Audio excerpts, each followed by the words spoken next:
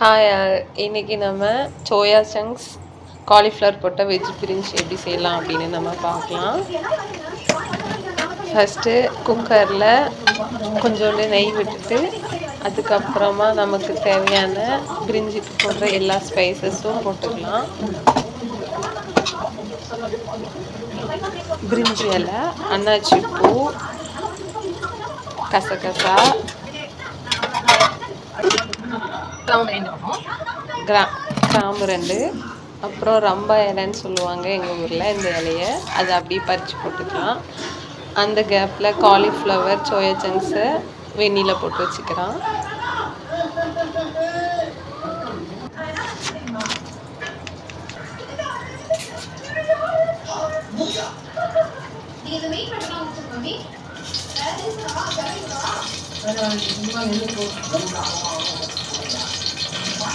இது எல்லாம் வெந்ததும் நம்ம கட் பண்ணி நீல வாக்கில் கட் பண்ணி வச்சுருக்க பெரிய வெங்காயத்தை சேர்த்துக்கலாம். கட் பண்ண வெங்காயத்தை 2 ஆனியன் கட் பண்ணி வச்சுருக்கேன். அதை கொஞ்சம் கொஞ்சமாக சேர்த்துட்டு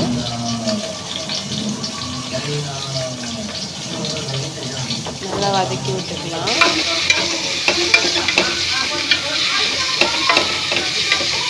வெங்காயம் நல்லா பொன்னிறமாக வதங்கினது கட் பண்ணி வச்சுருக்க தக்காளியை சேர்த்துக்கலாம். அந்த கேப்பில் வெங்காயம் வதங்குற கேப்பில் காலிஃப்ளவரையும் சோயா சங்க்ஸையும் வெந்நிலேருந்து வடித்து வச்சுக்கலாம்.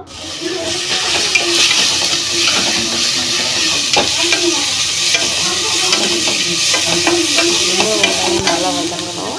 முழுசாவே போட்டு வதக்கிக்கலாம். எப்போவுமே பிரிஞ்சி பிரியாணி எல்லாத்துக்குமே மிளகா முழுசாக போட்டால் தான் நல்லாயிருக்கும். நல்லா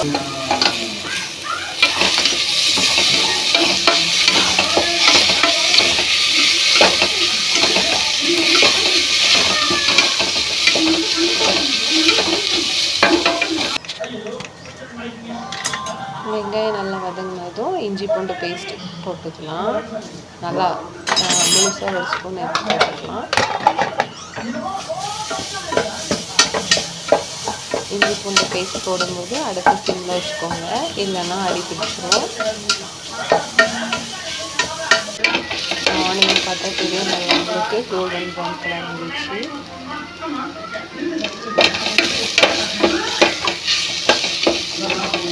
நல்லா இஞ்சி பூண்டு பேஸ்ட்டோட பச்சை வாசனை போட வரைக்கும் அடிச்சு வச்சுக்கோங்க.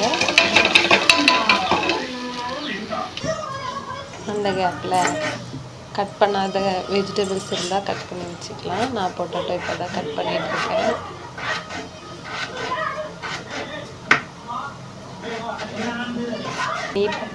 நீட்டாக கட் பண்ணால் தான் டேஸ்ட்டும் நல்லாயிருக்கும், பார்க்குறதுக்கும் நல்லாயிருக்கும்.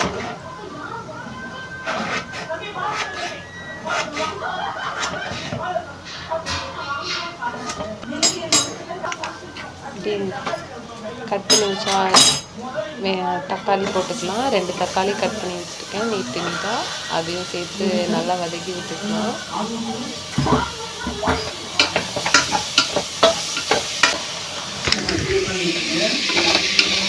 நல்லா தக்காளி சுருண்டு வதங்குற வரைக்கும் நல்லா வதக்கி விட்டுருங்க.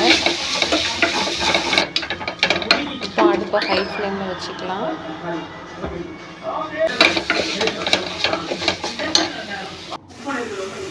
இப்போ கிள்ளி வச்சுருக்க புதினா கொத்தமல்லி சேர்த்துக்கலாம். 1 கை புதினா சேர்த்துருக்கேன். அதே மாதிரி 1 கை அளவுக்கு கொத்தமல்லி இலையும் சேர்த்துக்கலாம்.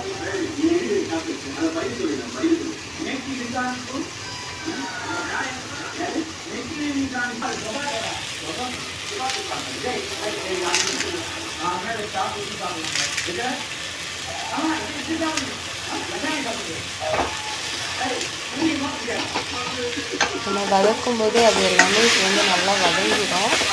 அதனால முழுசாக போட்டால் ஒன்றும் பிரச்சனை இல்லை.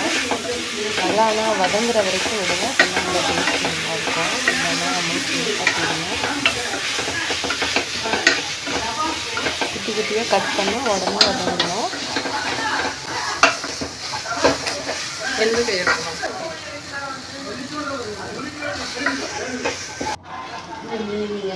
நல்லா பாருங்கள். இப்படி சுருண்டு வதங்கினதும்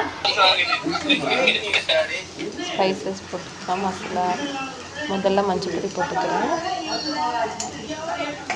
மஞ்சள் தூள் கொஞ்சம் போட்டு பிஞ்சு அவ்வளோ போட்டால் போதும். அப்புறம் ஜீரகத்தூள் கொஞ்சம் போட்டுக்கிறேன். அப்புறம் வத்தப்பொடி 2 ஸ்பூன் போட்டுக்கிறேன்.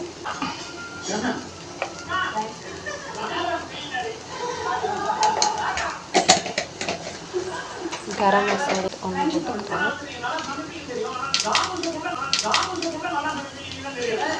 2 டீஸ்பூன்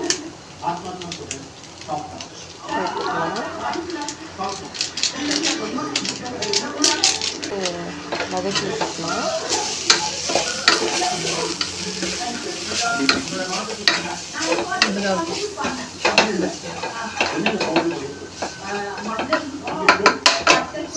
மசாலா போட்டதும் கொஞ்சம் பிடிக்கிற மாதிரி இருக்கும். நல்லா பிடிக்க முடியாத அளவுக்கு நல்லா வதக்கி விட்டுக்கோங்க.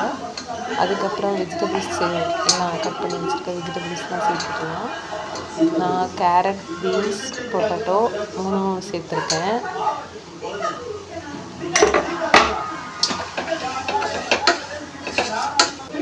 அப்புறமா நம்ம தனியாக எடுத்து வச்சிருந்த கார்ன்ஃப்ளவர் சேர்த்துக்கலாம்.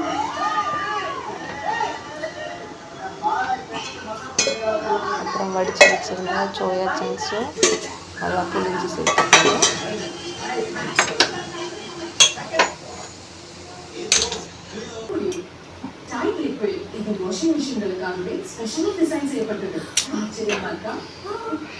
சேர்த்துட்டு நல்லா வதக்கி விட்டுக்கோங்க. எல்லாத்தையும் சேர்த்து கிளறி விட்டுக்கோங்க. அப்புறம் கொஞ்சமாக பச்சை பட்டாணி சேர்த்துக்கிறேன்.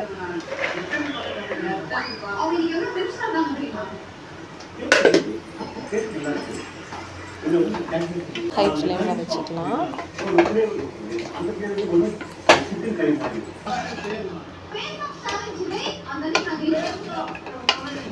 நல்லா எல்லாமே மிக்ஸ் ஆகிற மாதிரி கிளறி விட்டுக்கோங்க. அப்புறம் வெஜிடபிள்ஸ் எல்லாத்துக்கும் தேவையான உப்பு சேர்த்துக்கலாம்.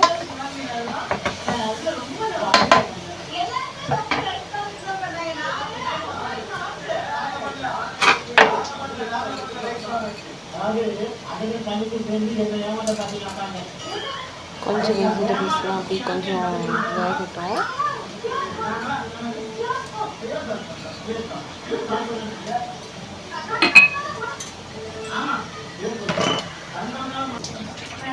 தேவையான அளவுக்கு தண்ணி ஊற்றிக்கலாம்.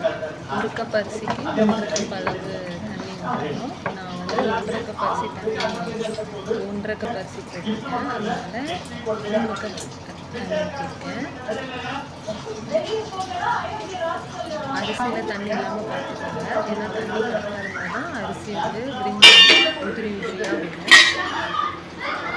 இப்போ எல்லாத்தையும் சேர்த்து நல்லா மிக்ஸ் பண்ணி விட்டுக்கலாம். நம்ம ஆல்ரெடி மாதிரி ஆயிடும். இல்லைன்னா தண்ணி எக்ஸ்ட்ரா போயிடும்.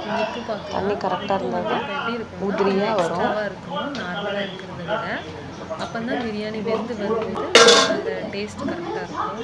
இப்போ மூடி போட்டு வேக வச்சுக்கலாம். கொஞ்சம் கொதித்ததும் குக்கர் மூடிக்கலாம்.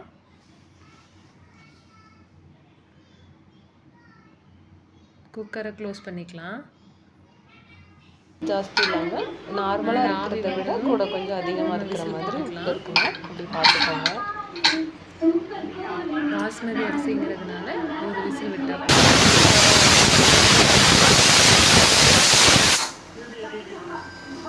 கேஸ் போனதும் குக்கர் ஓப்பன் பண்ணி பாருங்கள். உதிரி உதிரியாக வெஜிடபிள் பிரியாணி ரெடி. இப்போ அதுக்கு நம்ம சைடிஷ்க்கு தயிர் சம்பல் தான் ரெடி பண்ணுறோம். வெங்காயம் நீட்டு வாக்கில் வெட்டி வச்சுருக்கேன். நீங்கள் குட்டி குட்டியாக வேணாலும் கட் பண்ணிக்கோங்க. 1 பச்சை மிளகாய், தயிர், தேவையான அளவுக்கு உப்பு போட்டு சேர்த்து மிக்ஸ் பண்ணி வச்சுருக்கேன். இப்போ நாங்கள் சாப்பிட்றதுக்கும் அதே மாதிரி ரெடி பண்ணி வச்சாச்சு. நீங்களும் வீட்டில் இதை மாதிரி ரெடி பண்ணி பாருங்கள். டேஸ்ட் எப்படி இருக்குன்னு சொல்லுங்கள்.